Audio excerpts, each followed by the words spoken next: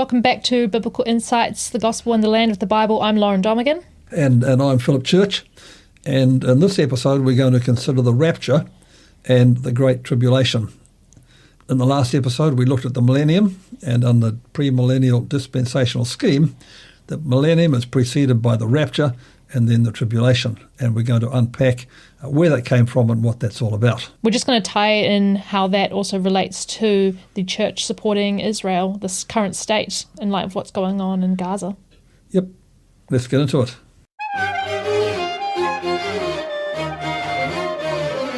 Welcome to the Baptist NZ Podcast Network. This is Biblical Insights, the Gospel in the Land of the Bible.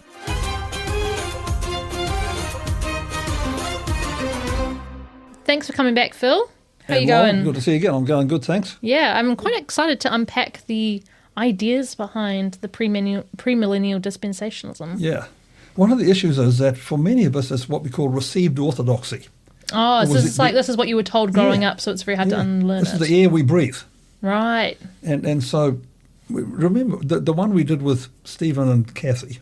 Yes. Which they called it the problem of accidental Christian Zionism. Yeah. Yeah, so we all believe this stuff because we've been brought up with it. Yeah. So I want to unpack it and show that actually there may be other things about it. And people can change their mind. Yeah. Yeah. Now, when we're talking about the tribulation, we need to start in Daniel, because that's where the idea of a 7-year tribulation that's prominent in the Left Behind novels comes from. Those who have read these novels will remember the tribulation force rushing around, doing all they can after the true believers have been raptured and taken away. So these verses in Daniel are a starting point because they show where these 7 years of tribulation come from. Although, reading them at face value, you wouldn't realise it. So Daniel is really important. It's a key text. Daniel's prophecy of 70 weeks. In fact, when I was at school in the 1960s, we used to have Crusader Union. They don't call it Crusaders anymore because that's not a good thing to call it. No. But the Christian group at school, and the guy came and he had a chart and he called these verses the key to biblical prophecy. Was this a Christian school? No, this was Mount Albert Grammar School. Mount Albert, okay, yeah. Daniel 9:21 to 27. So let's read it. This is Daniel. So while I was speaking in prayer, the man Gabriel, whom I had seen before in a vision, we've got more visions, you see, and Gabriel, he's an angel, came to me in swift flight at the time of the evening sacrifice. He came and said to me, Daniel, I've now come to give you wisdom and understanding. Know, therefore, and understand, from the time that the word went out to restore and rebuild Jerusalem until the time of an anointed prince, there shall be 7 weeks, and for 62 weeks it shall be built again with streets and moat, but in a troubled time. After the 62 weeks, an anointed one shall be cut off, and shall have nothing. And then the troops of the prince who is to come shall destroy the city and the sanctuary. The end shall come with the flood, and the end there shall be war, desolations are decreed. He shall make a strong covenant with many for 1 week, and for half a week he shall make a sacrifice and offering cease, and in their place shall be a desolating sacrilege until the decreed end is poured out upon the desolator. I don't know if it's just because this is a very long piece of text, but I'm finding this very hard to understand. It's another one of those visions that are a bit complicated. So complicated. Yeah. So Daniel is talking. Sorry, Daniel is praying. And an angel turns up. Yeah, Angel this part Gabriel, I got. Yeah. And explains to him there's going to be 70 weeks coming along. And there'll be 62 weeks, and then the anointed one will be cut off, and then there'll be the end, and then there'll be another week, the 70th week. Right. There's 7 plus 62 makes 69, and then there's 70 weeks. And what dispensational premillennials do is insert 2,000 years between verses 26 and verse 27. This is called normal literal interpretation, but actually it's a bit complicated when you've got to drop 2,000 years into it. Yeah, I don't feel like the text reads like 2,000 years is the silent part that we're not saying out loud. No, but that's what you have to do. Okay, so once you understand this, so the 70th week is the Great Tribulation, you see. According to Daniel. According to these people they interpret this as... Yeah. Right, I follow. So Daniel 9:21 to 27. The This is a commentary on Daniel, and I want to just read this. It's a bit complicated. 5 numerical references in the book of Daniel have dominated Jewish and Christian discussions concerning the calculation of the eschaton. Which is the end of the world. End of the world. Yeah. 2 mentions of time, times, and half a time, often taken to 3.5 years. 2, 2,300 evenings or mornings, sometimes interpreted as 1,150 days, or as 2,300 days, or 2,300 years. Okay, these are all very different numbers. Yeah, and they're all turned up in Daniel. 70 weeks of years, most of understood to be 490 years. How is that? How is 70 weeks 490 years? Because a week is 7 years long. 7 7s are 49. But who said that? Well, that's how you got to interpret it. Right, okay, so they're mathing the math to make it math for them. That's right. 1,290 days, often understood as either approximately 3.5 years, but otherwise it's 1,290 years. And 1,335 days also taken to be literal days or years. Those numbers all turn up in Daniel. You were an accountant once upon a time. Yeah. How do you feel about people kind of imagining numbers as being other numbers to fit their numbers to balance their equation? That's the problem, you see. It's called cooking the books. Yeah, you can't do that nowadays, eh? Get caught, the computers ping up and the IRD comes and finds money off you. You can bring them to the boil too quickly. These numbers provide that. This is what these commentators say. Right. These numbers provide the basic matrix for almost all the thousands of calculations and predictions of the end that have been given over the past 2 millennia. Famously, every prediction I've seen so far about the end of the world hasn't happened. Hasn't happened, has it? Well, there's been a couple. People have thought, oh, this is the year, and then the billboards go up, and the end is near, and then the end doesn't come. I used to drive past one coming home from Laidlaw a few years ago. The day came and went. That's so embarrassing. In general, the differences between calculations come from 2 sources. The different schemes are used to manipulate the numbers, decision about where to begin, the chronology. On top of the eschatological prediction, Daniel has also produced an industry of prognostication, manuals for individual and communal uses. It's so nice. Can you explain that last sentence a little bit more, if that's okay? We just have this industry of people saying when the end time is going to come and how you got to prepare for it. And you can buy the manuals or the mathematics that you can use to calculate it. Right, yeah, okay. Did you see the Left Behind books I put in my bin? I did laugh. We have a group chat for the podcast. Just this is a tidbit for the listeners who maybe know us personally. Hi, guys. We have a group chat, and I did laugh. Phil put up a photo in our group chat of the Left Behind books in the rubbish bin. But where did you find those books? Were they in your house? So Mike drew my attention to them. They were actually 13 volumes, I think, of Left Behind for kids. They were little kids ones. That's terrible. And Mike and I chatted about this and decided that they ought to be taken off the market. So this was at the second-hand bookshop. Oh, you found them at the second-hand bookshop, so you bought them and binned them. Mike found them, so I went down there and bought them and binned them. I think you did the right thing. Took them off the market. No kids need to read that stuff. Yeah, just nightmare fuel. Yeah, it is. Anyway. So good on you for doing the right thing, and I'm glad you did that. Yeah. So here's a couple of schemes. Right. How do we deal with Daniel's 70 weeks? Right, okay. So they've got a selection of schemes of how you can possibly interpret what these 70 weeks, because they don't actually think that the 70 weeks is literal, because obviously 70 weeks has passed since Daniel was around. Yeah. So obviously that year and a half is long gone. Yeah. So they've got to kind of manipulate the numbers and kind of interpret it so that it applies. Yeah. Am I understanding that right? You're right, yeah. Okay. So let me tell you something. Something happened in history. Something happened in history was that in 165 BC, Antiochus Epiphanes, who was a ruler of Israel, sacrificed a sow in the Jerusalem temple. The sow's a pig? The pig, yeah. So very unholy. Yeah. So he was hate criming. Yeah. And so he was the governor of Israel. Not sure what he precisely was, his precise title, and so in 165 BC, he sacrificed a sow. And that is considered to be that, you might have heard the term abomination of desolation. Yeah, yeah. Right. That is what Jewish people refer to as the abomination of desolation. Because he took a pig, which is an unholy animal, into a very, very holy place. Yeah. Kind of, he wasn't sacrificing it for real. He was sacrificing it to make fun of them and to be horrible. Yeah. A hate crime, if you will. Yeah, well, you call it that. They wouldn't have known about that in 165 but I suppose BC. it's the linguistics we'll use nowadays. So that happened. That was Antiochus. Yeah. The fourth, and Epiphanes. He called himself Epiphanes, which means God manifest. Okay, so he's trying to get under these people's skin. Yeah, they called him Epimanes, which means the madman. So that's a funny pun. It is a nice pun. Okay, so we know that happened. Yeah. And then the You mean when we go back to the text from Daniel? Yeah, from the time that the word went out to restore and rebuild Jerusalem. That's in Daniel 9. So if we go forward here, and so in 458 we have the degree of Artaxerxes, and here's for 7. Artaxerxes, king of kings, to the priest Ezra, the scribe of the law of the God of heaven, peace. And now I decree that any of the people of Israel and the priests or Levites of my kingdom who want to go back can go back to Jerusalem with you. Yeah. So this is the end of exile, 458. Yeah. So the various schemes, we know the beginning of it. Yeah.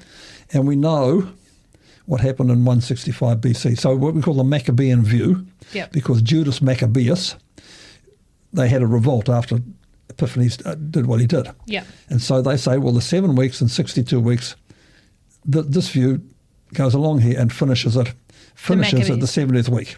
Okay, so they're using the algebraic kind of thing to say, well, this equals the... Yeah. And you can calculate 490 approximate years. Right, okay. Along there. Could be a coincidence, but who knows? Yeah. So it's a bit the date of Daniel is a bit complicated. So some people date Daniel at the beginning of the exile. Right. And other people say, well, actually parts of Daniel are much later than that. So even the beginning point is not super concrete. Yeah. So but anyway, so there you go. So that's one thing. And then the next line is what we call the dispensational view. Yeah. So you get 70 years of captivity. Yep. And then you get 7 weeks plus 62 weeks, which are 483 years, and it stops on the 30th of March, AD 33. When Jesus was born? No, when Jesus died. Oh, of course. I thought he did. I thought he wasn't. I thought he wasn't born at year 0. I thought that was the whole. No, he was born at year 4, probably BC. Okay. Or 6. No, I was quite sure. So was he 33 when he died? Well, yeah. So, but they thought the scheme they probably hadn't worked out when he was born. Oh my goodness. So then it stops there. The great parenthesis, they call it. Messiah will be cut off after 69 weeks, and that's April the 3rd, AD 33. I think that's when Jesus died, or something. Or maybe that's when he rose again. I'm not sure. Yeah.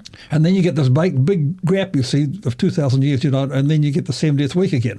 So 2,000 years after Jesus, and they got the 7th. It's very convenient that they would place that. Well, if 2,000 years after, of course, if Jesus doesn't come back for another 1,000 years, we have to drop another 1,000 years. Yeah, they're going to have to edit a manuscript, quickly change it to 3, not 2. But that 2 doesn't come from anywhere. That's just that's what makes sense to them. Well, I tell you, so my brother put on Facebook the other day. Is he going to listen to this? Oh, I might send it to him. Yes, he doesn't know. Hi, Graham. So he said it's 4,000 years from the creation, using the 6,000-year-old Earth. Yep. 4,000 years till Jesus came.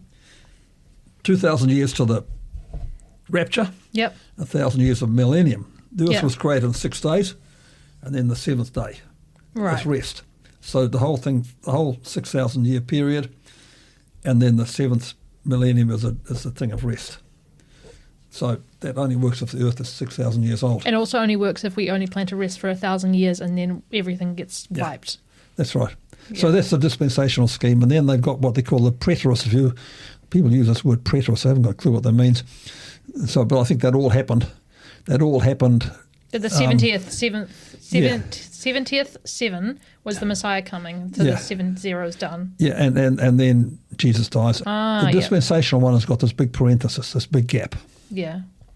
So I've got that on the next one. This is a chart from Larkin. Yeah, this is something I think you have to kind of Google this so you can see what we're talking about. It's called Larkin's chart, spelled LARKIN''S chart, 1919. Yep, and if you Google that, you'll find it on the internet. It kind of looks like a man lying on his side with a bunch of dates kind of in a timeline placed above the person. Yeah, and there's heaps of pictures of this on the internet. Yeah. So the man is that Nebuchadnezzar's big vision, or this big giant that Nebuchadnezzar saw. Ah, right. Yeah, of all these kingdoms, you see, and it's got writing on his knees, which I can't read. Yeah. So Daniel's vision is 69 weeks, and it stops there at AD 30, when the cross is on Mount Calvary. And then Daniel's standing here, you see, and he can't see over the top of the hill that there's a big gap here. Right, and the gap is conveniently the 2,000-year gap. The 2,000 years. This is the age of the church, the present dispensation of the church, not revealed to Daniel. Right. And then you get the 70th week. In the middle of the week, you got tribulation, then Great Tribulation. And then the end of all things. Wait. Did you say the tribulation and the Great Tribulation? Well, yeah, it's a bit complicated. Is it they're doubling down on tribulation? Yeah, well, so some people talk about a pre-tribulation rapture, and some people call it about a mid-tribulation rapture. Okay, so depending on how scary you want the book to be, Yeah, how much suffering you have to go through before you get raptured, Yeah. allegedly, which we don't believe in. No. So this is Larkin's chart from 1919. You have to kind of Google this to kind of see it. But I think the idea is that standing from Daniel's point of view, because the cross is on the way, he can't see the gap of 2,000 convenient years afterwards that is going to be there, and then the end of the world. Yeah. That follows. So Daniel didn't know about the age of the church. He only knew about Israel. Yeah, allegedly. And that's why you got to drop 2,000 years in between Daniel 7. And they added 2,000 because it's most convenient. Yeah. Yeah, okay. I think we're all getting it. Yep. Yeah. He mentioned Zechariah 14:4 when Jesus comes back at the end of he's got him at the end of the tribulation. It should be before. Anyway. On that day his feet shall stand on the Mount of Olives, which lies before Jerusalem on the east, and the Mount of Olives shall be split in two from east to west by a very wide valley, so that half the mountain shall withdraw northward and other half southward. That's when Jesus comes back and lands on the Mount of Olives. They're going to split in two, and that'll be a way for all the faithful Jews to escape the tribulation by rushing out through the gap on the mountain. Wait, hold on. Where does it say that they can run out through the gap in the mountain? Well, it doesn't actually say that. Oh, is that what people interpret? Yeah, I was about to say, because I'm not reading that. Yeah. I mean, look, there is a real scenario where Jesus decides to come back on the Mount of Olives and he lands there, but it doesn't mean he has to live there, and it doesn't mean it has to be clear of people for him to land on it. It was interesting because Jesus said, the angel said to the disciples at the beginning of Acts, the same Jesus who you saw go away will come back in the same way. People often read that as will come back to the same place. Okay, well, that's not what it said. No, it says in the same way. So Jesus will return, and this text from Zechariah is said to be by these people that's when Jesus comes back and he'll land on the Mount of Olives and split in two, and we'll be able to escape. So that's a lot of interpretation. I thought they were quite literal. It doesn't really say that you're using the hill to run away. No. Interesting. The Old Testament prophets use what we call cosmic imagery. Yeah. Remember, Peter on the day of Pentecost says, this is what Joel said about the sun and the moon should be darkened, and everybody. Well, cosmic imagery, this is going to be so amazing that it's very hard to describe. I'm not expecting the Mount of Olives to split into any time. But it could just be the way he saw it. Yeah. And he didn't have the words for it. When God comes to save his people, it will be a very big deal. That's yeah, what he's trying to deal. say. Good, So maybe that's why he doesn't know how to. Yeah. I suppose if you were living in the past and you got a vision of, say, for example, something dark like Hiroshima, you would say that the sun exploded. Yeah. You know, for example, it's something huge. You wouldn't know how to put that into words. I can put it into words. Yeah. So that's Larkin's chart. And there's another chart from Larkin. This is also the same guy. See down his letter, CL, Clarence Larkin.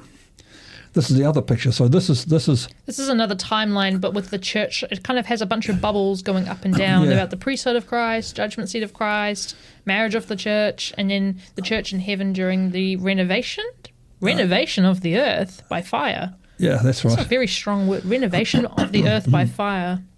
Okay. So this is timeline. And it appears on when you Google Larkin's chart, you'll see this one there. Yeah, it's the one with all the big bubbles. Yeah, and so you start with Calvary. Yeah. And then you have the priesthood of Christ. So this is the church age. Yeah. And what's really interesting is, so Larkin is in the early 20th century, and he's got the nations, and the nations go here and they go through into the tribulation. Yeah. Sorry, and then you've got the papal church, which is pretty bad thing to say. The papal church ends up in the tribulation. What is the papal church? It's the Catholics. Oh, okay. So he's saying the Catholics will go into the tribulation. This is what Larkin said, yeah. Right, that's what he believes. So he's obviously got an agenda. Yeah. Well, not only the papal, not only but all the Protestant sects. Okay, cool. They're going to end up in the tribulation too. And his body, the true church, the newborn, the pearl of great price, that cruises up here and goes out through the... It's kind of like a flow chart. So, if you're in the right church, you get to go up the rapture. Yeah, the rapture, Yeah, but if you're in a Catholic church or a Protestant church, you're going straight into the tribulation with the rest of the nations. Yeah. That's how I read this chart. Yep, that's how I read it too, yeah. So Eek. So then you go up in the rapture, and then up the top, where there during the during the 7 years, the church is up here, and the believers are being judged. For 7 whole years? The judges seat of Christ, people will be judged according to their works, and if you 2 Corinthians about gold and silver and wood and hay and stubble and so on. All that stuff carries on there. And then meantime on earth, we've got the Great Tribulation. Yeah. From Revelation 17, 1 to 18 is going on down here.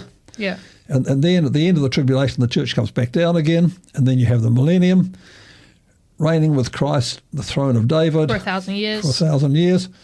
And then, they're not sure we go back up again. Yeah, another trip back up to heaven. Another trip to heaven. Then you get the new heaven, the new earth at the end. This is such a complicated way of going up and down and back and forth. So what used to happen, when I was young, people would come around churches with these charts.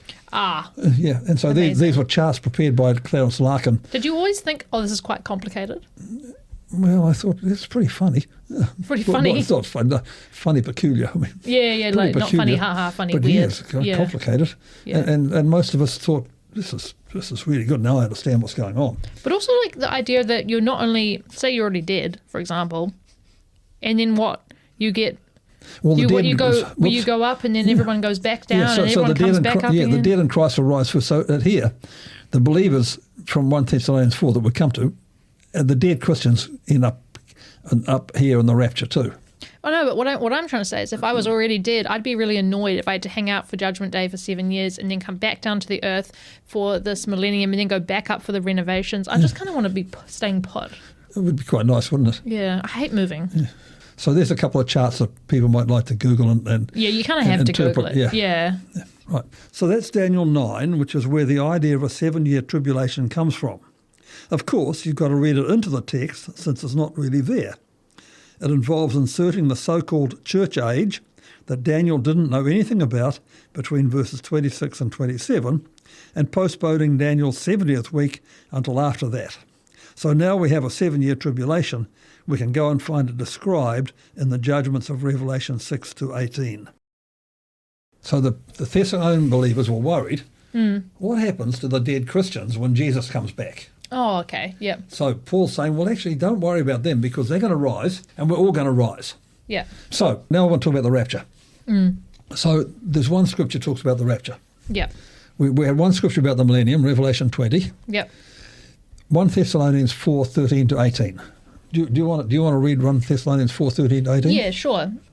But we do not want you to be uninformed, brothers and sisters, about those who have died, so that you may not grieve as others do, who have no hope. For since we believe that Jesus died and rose again, even so through Jesus, God will bring with him those who have died. For this we declare to you by the word of the Lord, that we who are alive, who are left until the coming of the Lord, will by no means precede those who have died. For the Lord himself, with a cry of command, with the archangel's call, and with the sound of God's trumpet, will descend from heaven, and the dead in Christ will rise first. Then we who are alive, who are left, will be caught up in the clouds together with them to meet the Lord in the air. So we will all be with the Lord forever. Therefore encourage one another with these words. So what's going on here? The scripture is behind the Left Behind books. I thought as much. According to verse 17, when Jesus returns on the second coming, he will come and seek it for the believers and take them away to heaven to escape the Great Tribulation. It doesn't actually say he'll come in secret, though, in the verse, right? No, it doesn't. Okay. It says actually there's going to be a big shout on a trumpet. Yeah. Yeah, archangels call and the sound of a trumpet. Yeah, big loud. Yeah. This scenario has scared the daylights out of many children. In the 1970s, a movie was A Thief in the Night, the first of 4 movies described by Wikipedia as a 1973 American evangelical Christian horror film, and one of the most widely viewed motion pictures of all times. And I watched The Thief in the Night, that Jesus is going to turn up, going to go home, and you come home and there's no one here, and you think, has it happened? I might be left behind. Yeah, you come back and you can't find your mum in the supermarket, and you're like, guess everyone's gone. Yeah. I've been left behind because I'm a sinning little boy. That's right. Yeah. Know about that. And then there was the Howard Lindsay, and then there was the Left Behind series. Yeah. So this scripture is behind all that.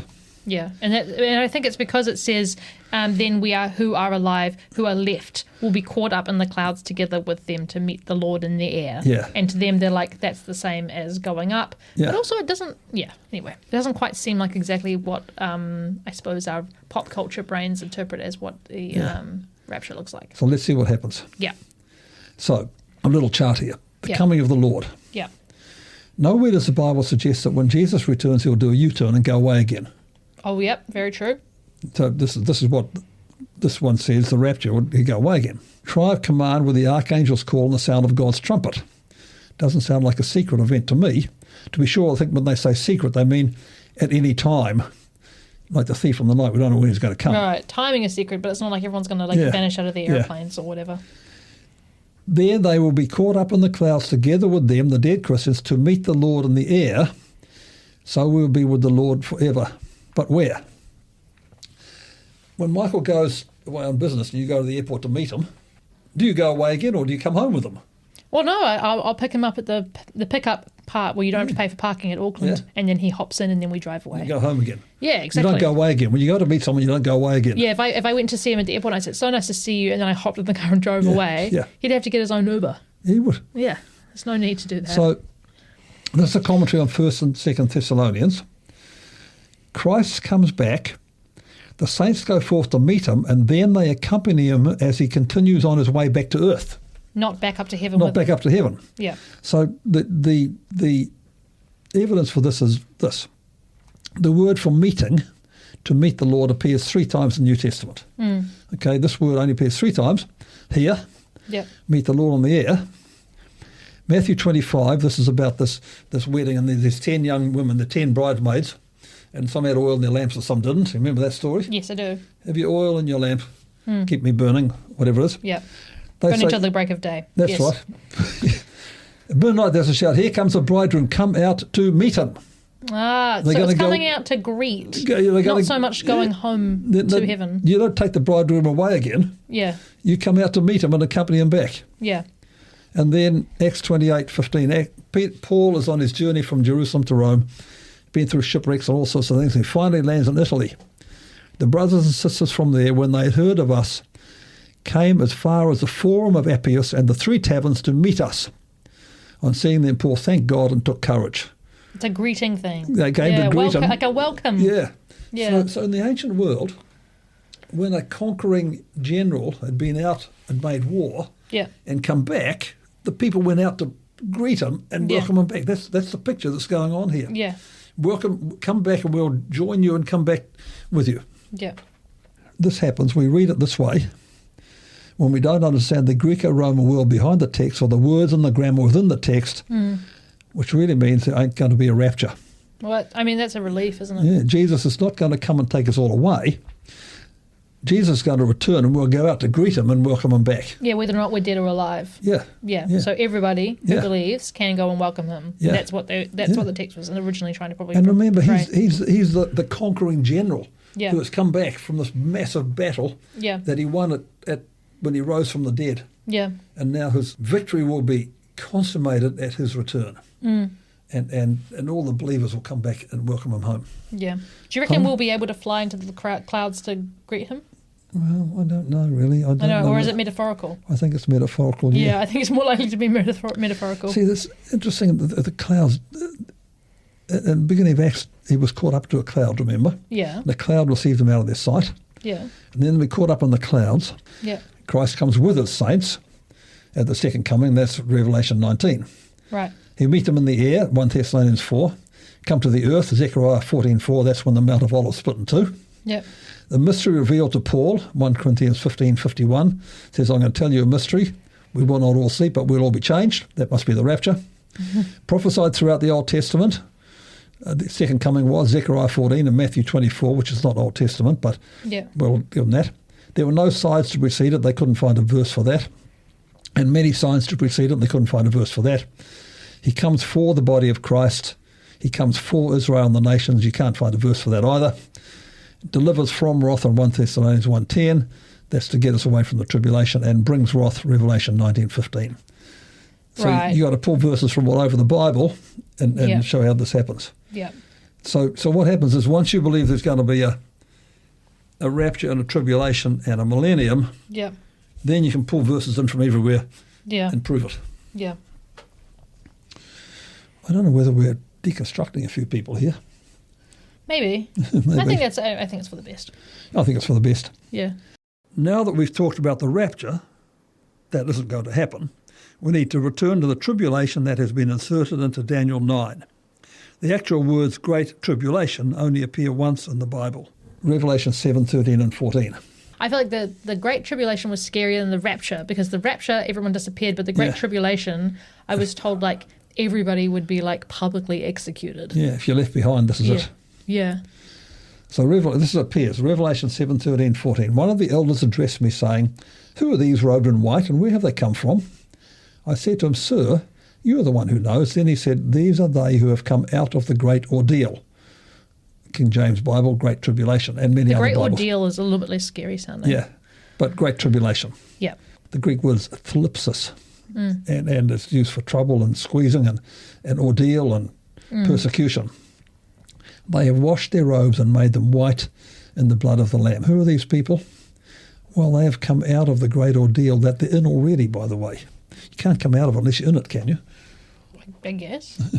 So Ian Paul, a Revelation commentator, a fellow whom I know actually, the fact that they have come out of the great suffering cannot mean they have been removed from the suffering and avoided it, as the theory of the rapture supposes, whereby Christians are removed to heaven before the tribulation, partly because the grammar doesn't allow it. You can't come out of something unless you're in it.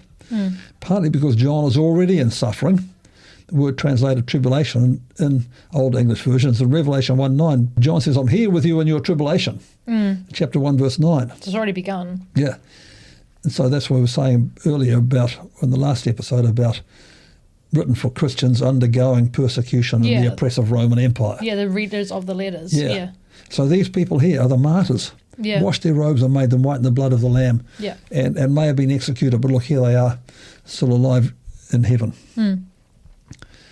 Partly because of the close association between the suffering and the suffering of Jesus as a slain lamb. The servants of God are protected from the wrath and judgment we see in Revelation 6, but endure the tribulation that comes from being faithful, which means that these two things are quite distinct. So said Ian Paul.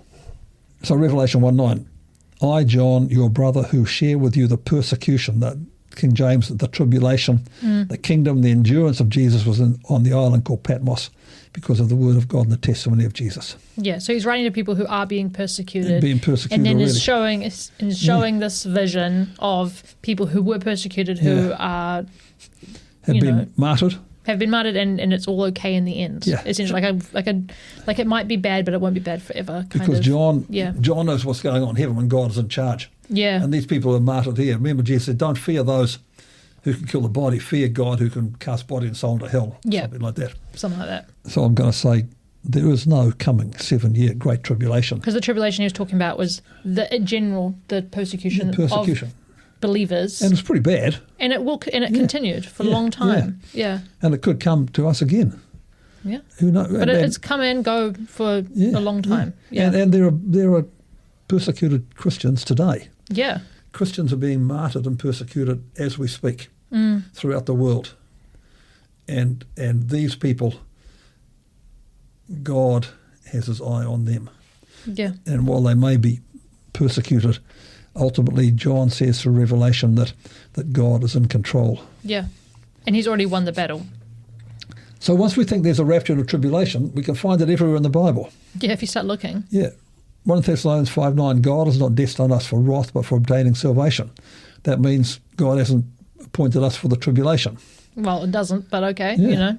1 Corinthians 15, I will tell you a mystery, we'll not all die, we will be changed in a moment, the twinkling of an eye, at the last trumpet. For the trumpet will sound, the dead will be raised imperishable, and we will be changed. That must be the rapture. Even though it's probably just that when we die, we have eternal life. Yeah. In the King James Bible, it calls this the trump, the last trump. And I heard someone say Trump's name appears in the Bible. This is what's going on. Oh, my goodness. Revelation 4. After this I looked, and there in heaven a door stood open. The first voice which I had heard said, "Come up here." That's the rapture. And I'll show you what must take place. Even though it's just part of his vision. Yeah. Yeah. Matthew 24, at that time there will be great sufferings that have not been seen from the beginning of the world, no, and never will be. This is actually talking about the destruction of the temple. Yeah. And the AD 66 or 70 when Rome invaded Jerusalem. Yeah, but that must be the tribulation. That must be the tribulation. Well, I mean, people nowadays, they weren't there for the 1860s, so. Yeah. 1 Thessalonians 1:10.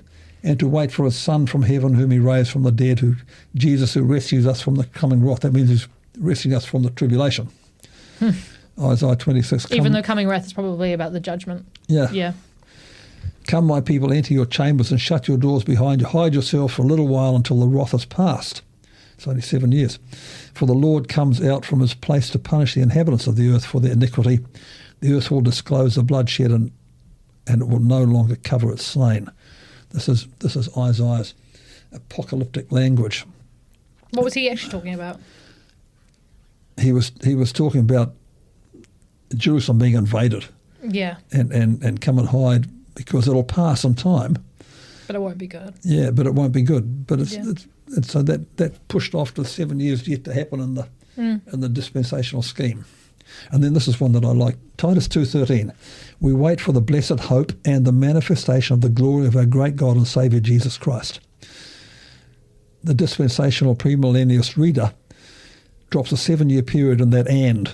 Why would they feel the need to add numbers except for just to confirm what they already believe? It's just... We wait for the blessed hope. That's the rapture. Yeah. And the manifestation of the glory of the great God and Saviour Jesus Christ. That's 7 years later when Jesus comes back to reign. Because they said so. Yeah. So you put 7 years, and that and has got 7 years in it. I feel like every time you have to add 2,000 or 7 years or whatever into the verse to make it make sense, I just feel like it's really bad accounting. It's not good. I want to say 1 or 2 things about the Antichrist. Oh, this is also huge in those books and stuff. Yeah. I've actually seen some on Facebook. People have said, oh, this is the Antichrist, or this isn't the Antichrist, or the Antichrist will come out of XYZ country in the Middle East and da-da-da. When I was young, it was Henry Kissinger. What? Henry Kissinger? He was the Antichrist for some people. So, wow. 1 John, this is the Antichrist. So the Antichrist turns up in the Bible. 1 John 2, children, it's the last hour. As you have heard that Antichrist is coming, so many Antichrists have come. Who is a liar but the one who denies that Jesus is the Christ? This is the Antichrist, the one who denies the Father and the Son. That doesn't seem like he's talking about one person. He's talking about there are many. Yeah, correct. You want to read the next one? Yeah. 1 John 4, 2-3. By this you know the Spirit of God. Every spirit that confesses that Jesus Christ has come in the flesh is from God, and every spirit that does not confess Jesus is not from God. And this is the spirit of the Antichrist, of which you have heard that it is coming, and now it is already in the world. I think it's quite self-explanatory if it says the Antichrist is already in the world. There. In 1 John. Yeah. Like, it can't be Henry Kissinger because he wasn't there. He wasn't there. Yeah. 2 John 7, many deceivers have gone into the world, and those who do not confess that Jesus Christ has come in the flesh, any such person is a deceiver and the Antichrist. But why would it say the Antichrist? Yeah. This is a grammatical thing because the Antichrist sounds like it's one fella. Yeah. Or one person. Your turn. Okay, 2 Thessalonians 2, verses 3-4. Let no one deceive you in any way, for that day will not come unless the rebellion comes first and the lawless one is revealed, the one destined for destruction. He opposes and exalts himself above every so-called God or object of worship, so that he takes his seat in the temple of God, declaring himself to be God. Okay, so... That sounds like one guy. Antichrist appears in these verses in John. That's the only time the word appears. Okay. But 2 Thessalonians is the lawless one, and he'll be the Antichrist.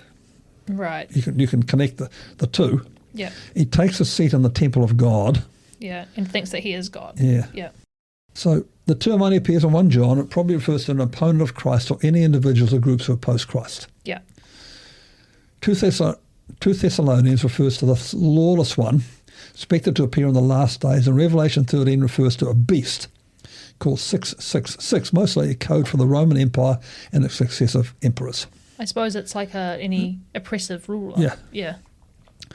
In the course of Christian history, there have been 3 main interpretations. This is from a fellow called Richard Borkham. In the Reformation, the Antichrist was identified as an individual who would arise in opposition to Christ. This interpretation re-emerged with the dispensational premillennialism, and numerous individuals have since been identified with the Antichrist, often connected with the number 666. Mussolini, Napoleon, Kissinger, Khrushchev, and the list goes on. Probably Hitler. Yeah, and him too. And of course, this individual will arise immediately before or during the tribulation. So anytime someone really terrible comes along, people are like, oh, it's the end of the world. Any time now, Kissinger's there any time. Right. Yeah. Mussolini is there any time. Yeah. The Protestant reformers identified the Antichrist as an institution, most often the Catholic papacy, sometimes Islam. It kind of feels like a label you can chuck on anyone you really Well, you hate. could, yeah. Interesting. More broadly, the Antichrist has been understood as I think this is where I go. A principle of opposition to Christ, which continually appears in history in the form of individuals or movements which set themselves against God and persecute or deceive his people. So it's an Antichrist principle rather than a particular The spirit individual. of the Antichrist comes upon different people. Yeah. Seems to me there's the best way to understand 1 John, the only place where the term appears, not incompatible with the final embodiment of the expectation of the Antichrist principle in the future. So don't look for an individual like Kissinger or whoever else. Yeah. Whoever you're hating politically. Yeah. My father told me it had to be a Jew. The Antichrist must be a Jew. What? And I Googled and Kissinger was Jewish, so... You were like, oh, sold. And he's dead now, right? He did. He died. Yeah, he's long ago. He was Secretary of State years ago under Nixon, I think. Oh my goodness. Yeah. No, I wonder. Yeah, there will definitely be people listening who've heard. I know for a fact I'm not the only one who has heard in a family discussion or whatever, being like, oh, the Sultan of whoever is actually the Antichrist, or they're going to come through Russia, and or whoever you really don't like, people will kind of spin that and say, well, you know what, they're actually the Antichrist, and the way you can tell is because then they're born in June, and June is a 6, and and they're born in the 60s, and that's a 6, and and you can, if you really don't like someone, and there are a lot of people born in the 60s, and a lot of people born in June. If you, I don't know if you kind of wanted to twist things enough, or I remember because Hitler's birthday is 4/20.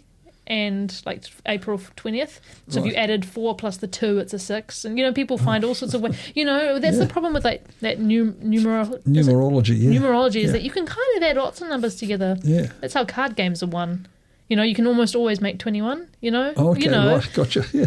And so if you kind of think that if you can piece together enough special numbers and then you can put it on Facebook and that's your proof, that stuff goes viral though. Yeah, it does. It's very dangerous, and I think it's just a small warning for the listener. If you see someone who can piece together bits and pieces through whatever to make someone the Antichrist, I would say just be a little bit cautious and use a bit of critical thinking.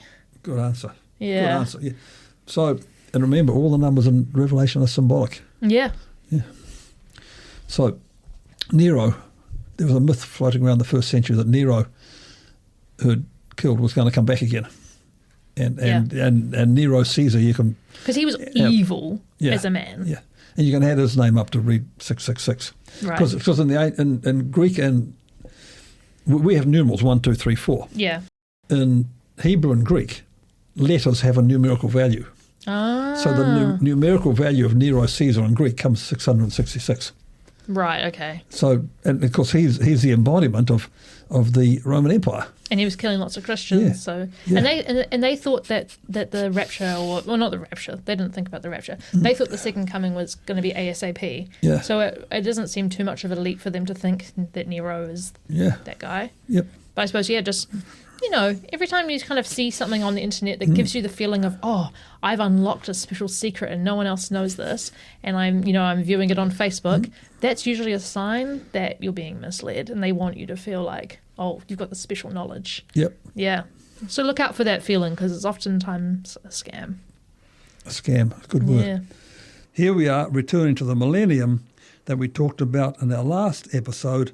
It is about Jesus on David's throne in Jerusalem. This is, so I'm going back to David, 2 Samuel 7. So David wanted to build a temple. Do you remember this? But he wasn't allowed to because of his all sorts of bad things. So he called in Nathan the prophet, and he said, Nathan, I think I want to build a temple. Nathan said, God bless you, go and do it. And then Nathan went home to bed, came back the next morning and said, actually, David, you're not going to be the one who builds a temple. Your son. Your son's got to do it. You being a man of war, you're not going to build a temple. Yeah, his hands weren't too much bloodshed, blah, blah, blah. Yep. So Nathan continued, when your days are fulfilled and you lie down with your ancestors, I'll raise up your offspring after you who shall come forth from your body. I will establish his kingdom. I will establish the throne of his kingdom forever. I will be a father to him and he shall be a son to me. When he commits iniquity, I'll punish him with a rod such as mortals use, with blows inflicted by human beings. But I will not take my steadfast love from him. Your house and your kingdom shall be made sure forever before me. Your throne shall be established forever. God's promise to David that there'd always be someone on David's throne. Mm. But where's that now? Exactly. There isn't, even in the modern state of Israel, there is no monarchy. No, there isn't. Because it's a democratic state. Yeah, but you see, God promised that there would be someone on David's throne. And there's more than 2 Samuel. Psalm 89, once and for all I have sworn by my holiness, I will not lie to David. His line shall continue forever, and his throne endure before me like the sun. Shall be established forever like the moon, an enduring witness in the skies. Psalm 110, verse 1, the Lord said, sit at my right hand until I make your enemies your footstool. Psalm 2, 7, 8, I will tell of the decree of the Lord. He said, you are my son, today I have begotten you. Ask of me, and I will make the nations your inheritance, the ends of the earth your possession. So these are all promises about the king in the line of David. Yeah. And God promised dominion over the entire earth for this king of the line of David. Yeah. And someone on David's throne forever. Yeah. Now, but it's not like that. But this must be talking about the millennium. No. Oh, so that's where we read these texts now. People think that. Yeah, people think that these texts are talking about the millennium, when Jesus will sit on David's throne again. And all these scriptures will come to fruition. But anyway, I thought David's throne is no longer existing, so they're talking about hypothetical. No, yeah, so like they will reign. Yeah, a throne is, sitting on a throne means you're ruling. Yeah. You're reigning. So Jesus will reign. Yeah. And sit on David's throne. So what it really means is Jesus will rule the world from Jerusalem like David, like it was promised to David but never happened. Right. So a descendant of David will sit on David's throne. And we all know that Jesus is descended. Yeah. So do you know what I call this? What? I really like this expression. Ancient Near Eastern royal court hyperbole. Do you like one that more too? time. Say it one more time. Ancient Near Eastern royal court hyperbole. David, I'm going to make the nations your heritage and the ends of the earth your possession. Yeah. David, you're God's king, and we're talking about a tin pot little state called Israel in the middle of the superpowers of the world. Yeah, next to Egypt and stuff with their pyramids already built. Yeah. You're ruling the world, David. Yeah. Ancient Near Eastern royal court hyperbole. Sit at my right hand till I make your enemies your footstool. Yeah. And then Jesus turns up. Account of the genealogy of Jesus the Messiah, the son of David, son of Abraham. Matthew 21, the crowds that went ahead of him were shouting, Hosanna to the Son of David, blessed is the one who comes in the name of the Lord, Hosanna in the highest heaven. Luke 20, David says in this book of Psalms, the Lord said to my Lord, sit at my right hand until I make your enemies a footstool for your feet. And Hebrews 1, long ago God spoke to our ancestors. I know you've been waiting for some Hebrews. Long ago God spoke to our ancestors in many and various ways by the prophets. But in these last days he has spoken to us by a Son. When he had made purification for sin, he sat down at the right hand of the Majesty on high. Having become as much superior to the angels as a name he has inherited more excellent than theirs. For to which of the angels did God ever say, you are my son, today I have begotten you, or again, I will be his father, and he will be my son? What Hebrews 1:1-5 quotes is 2 Samuel 7 that we just looked at. Yep. Psalm 110 verse 1 that we just looked at. Yep. And Psalm 2:7 that we just looked at. Yep. Jesus is now seated on David's throne. What was ancient Near Eastern royal court hyperbole for David is reality with Jesus, who is now ruling the universe with the power and authority of God at God's right hand. He doesn't need to be in the state of Israel to do that because it's not location dependent. Yeah, the promises to the ancient king of Israel have come true in Jesus, who now... And they're already come true. This is not a future thing. He's already defeated death. Yeah, it doesn't have to happen in the millennium. It's happening now. Yeah, happened. It happened. Jesus he's is ruling accomplished the that world. and he's doing it now. Yeah. Ruling the world with the power and authority of God. Yeah. Now, let's not wait for 1,000 years somewhere down the track. So what are we going to say? Premillennial dispensational readings have constructed a grand timetable for the future from 4 obscure texts. Yeah. They say Revelation 20 refers to time coming when the Old Testament prophetic oracles of salvation will be fulfilled. Literally, Israel will be back in the land enjoying the promised sovereignty. Notwithstanding, the land is not mentioned in that chapter nor any of the other detail. Yeah. 1 Thessalonians 4:13-17 refers to secret rapture when all the Christians will disappear. Awareness of the first century Greco-Roman world behind the text shows that that is a fiction. Yeah. Daniel 9:24-27 gives a timetable and by ingeniously inserting 2,000 years between verse 25 and 26, we find the last week refers to the Great Tribulation after the rapture. Allegedly. Revelation 7:13, 14 refers to the Great Tribulation. The grammar has been distorted to say that the Christians will escape this ordeal. The next step is to find verses all over the Bible that indicate that all the other biblical writers knew about this scheme and referred to it in oblique and obscure ways. Oh my goodness. If this was important, as people say, you would think there might be a single important text in the Bible that lays it out carefully, but that text is nowhere to be found. That's a very good point. Finally, nowhere does the New Testament suggest that Jewish people will return to the land in the last days. Nowhere. Nowhere. Remember, Jesus said to these Jewish men in the Great Commission in Matthew 28, go and make disciples of all nations. Go and I'm with you. Yeah, keep going. And I'm with you. He didn't say, and in the end you'll come back. Yeah. Make sure you get a return ticket. Yeah. In the beginning of Acts, Jesus said, you'll be my witnesses, Jerusalem, Judea, Samaria, and to the ends of the earth. And by the way, at the end you'll come back. Yeah, return ticket. Yeah, these are Jewish men he was speaking to. Yeah. Jewish men. There's no mention of a return. And if it was very important, I think you're right, it would have been spelled out, and it wasn't. Yep. Yeah. So a friend of mine says that the book of Joshua in the Old Testament is the people taking the land for God. The book of Acts corresponds in the New Testament, the believers in Jesus taking the world for Christ. I like that. Yeah, I like that. So what of the future? We're going. Daniel 7. I watched in the night visions. I saw one like a human being coming with the clouds of heaven. He came to the Ancient of Days and was presented before him, to whom was given dominion and glory and kingship, that all peoples, nations and languages should serve him. His dominion is everlasting dominion. He shall not pass away, and his kingship is one that shall never be destroyed. This is Jesus receiving dominion and authority and power when he rose again from and is seated at God's right hand. Yeah, this isn't the future for us. This has actually already happened. Yeah. Revelation 21, so this is what we look for. I saw a new heaven and a new earth. For the first heaven and the first earth had passed away, and the sea was no more. And I saw the holy city, the new Jerusalem, coming down out of heaven from God, prepared as a bride adorned for her husband. Notice the city isn't buildings. That Jerusalem was the centre of God's people. It's the community of the people of God. The New Jerusalem is... The New Jerusalem isn't a building coming out of the sky adorned for... Yeah. That's not a bride adorned for a husband. Well, in one chapter there's a bride, the New Jerusalem's a bride. In this one chapter, this is a bride, isn't it? Yeah. Prepared as a bride adorned for a husband. The New Jerusalem is the bride of Christ coming. So what happens is that today, heaven is God's space. Yep. And earth is our space. Yeah. In the end of all things, heaven and earth will merge. Our space and God's space will merge.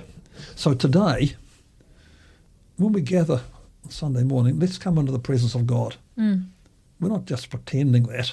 Yeah. What happens is that we have a foretaste of the future when we have access to God's presence now in prayer. Ultimately, at the end of all things, heaven and earth will merge, and we'll always have access to the presence of God. And so God comes down, the New Jerusalem coming down out of heaven from God, prepared as a bride adorned for a husband. I heard a loud voice from the throne saying, see, the home of God is among mortals. He will dwell with them, and they will be his people. God himself will be with them, and they will be their God. This is great comfort for the beleaguered people in first century Roman Empire. He will wipe away every tear from their eyes. Death will be no more. Mourning and crying and pain will be no more, for the first things have passed away. And the one who was seated on the throne said, see, I am making all things new. Yeah, so that to me seems like this speaks of the future, but the rest of Revelation is kind of speaking in metaphors about the suffering of the earth and why we kind of need a new earth. Yeah.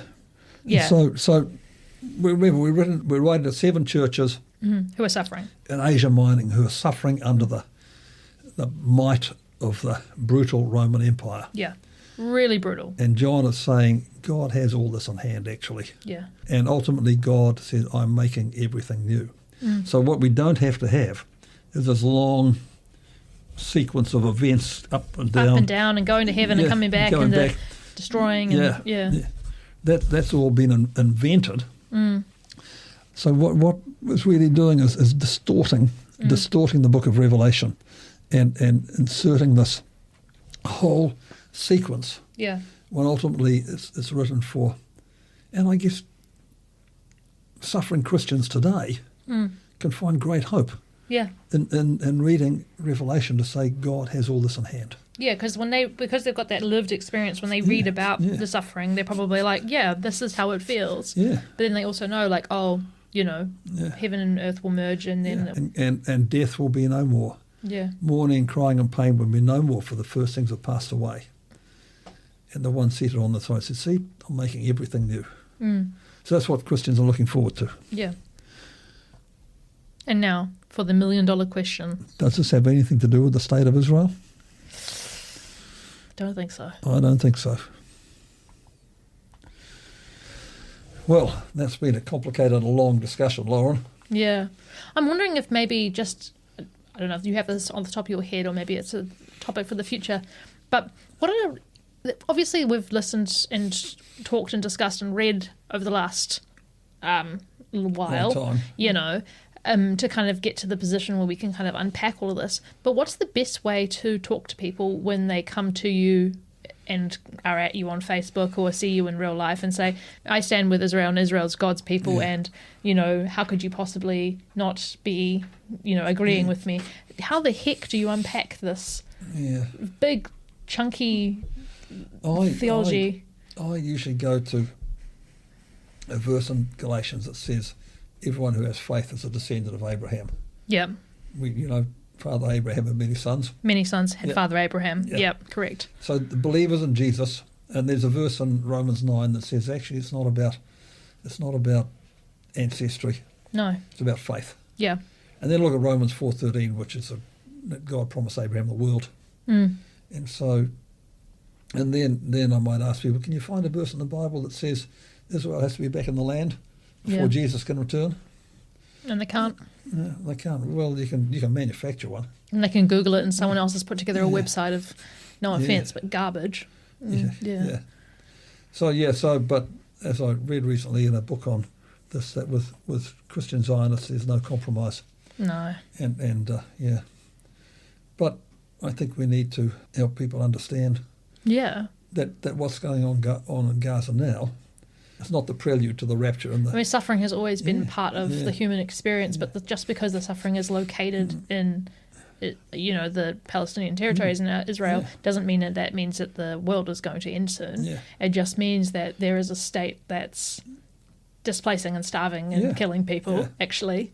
But they've got the might of the American military behind them. And they've taken a religious name and confused a whole lot of people. Yeah. It's such a hard one, though. But I suppose what people can do is learn, read books, donate money. Yeah. Yep.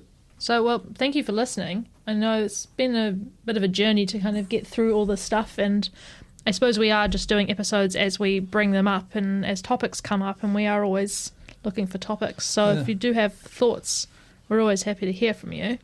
And I guess, remember that just because you were taught something when you were younger doesn't mean you have to believe it forever. Isn't that right? There were people from Berea that Paul talked about in Acts, I think it was Acts, who went away and searched the scriptures to see if these things were so.